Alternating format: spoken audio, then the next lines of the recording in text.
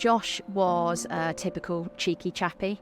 He was the life and soul of the party, to be honest with you. If you were to line him up with his mates, he'd be the last person that you'd think was severely struggling with his mental health. He was funny, always playing pranks on people, always up for a good time, very sociable. Yeah, perfect brother, really. He absolutely loved going to watch West Ham with me. We'd both have our shirts on. We'd both go into the pub before the game at the Boleyn and the London Stadium, and he'd sing all of the songs, he'd learn all the words, cheer on the team every week. One of the standout memories that I've got of me and my brother is going to the cup games at the Boleyn, under the lights, midweek games, particularly the one against Everton where we won on penalties and Adrian scored the winner. He loved West Ham, he loved coming along, he loved singing the songs, and I miss it every day.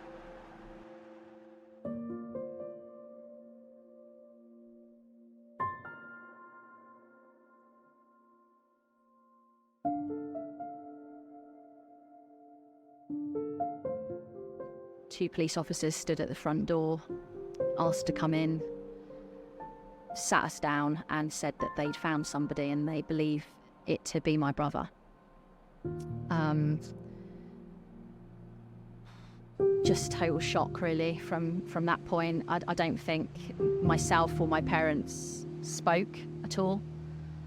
Just kind of looking blankly into space, not really understanding what had just happened. Just utter disbelief. And you never think this is going to happen to you and your family, unfortunately, until it does. It was almost like a bomb went off, and you're there to kind of pick up the pieces. Probably the worst thing that could have ever happened to me in my life is that Josh decided to take his own life.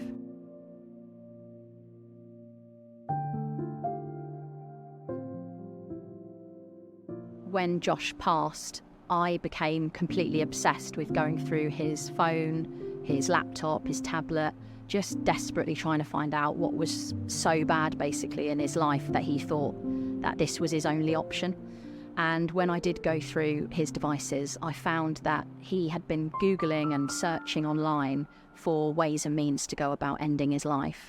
I just couldn't believe that nothing out there existed to intervene or interrupt anybody out there who might be struggling and conducting similar searches on the internet. So with that in mind, I've created my own piece of technology. It's called Ripple. It's a browser extension, but it can also be deployed through Wi-Fi networks. And it means that once deployed, if somebody was to go on the internet and search for anything really to do with the topic of self-harm or suicide, then Ripple would intervene, interrupt that search, and instead provide that person with a message of hope that things will get better, and then signpost them to a selection of mental health resources that they can access both now and also in the longer term as well. We've actually been approached by 26 individuals directly to tell us that they're still here because Ripple intervened at their most vulnerable point, and it's that figure, to be honest, that keeps me going every day.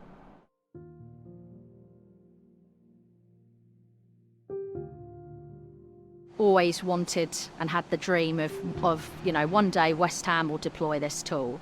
So to have them as the first football club to do so was quite special, to be honest, and quite poignant, considering it was my brother's club and it's my club. So the club themselves have deployed Ripple as a browser extension to all of their staff across the whole club, working with the academy to promote suicide prevention and mental health awareness, wearing shirts. I'm hopeful now that more clubs will follow in West Ham's footsteps. Cherish your loved ones as best you can, and make sure that you're looking for the signs that somebody might be finding things tough.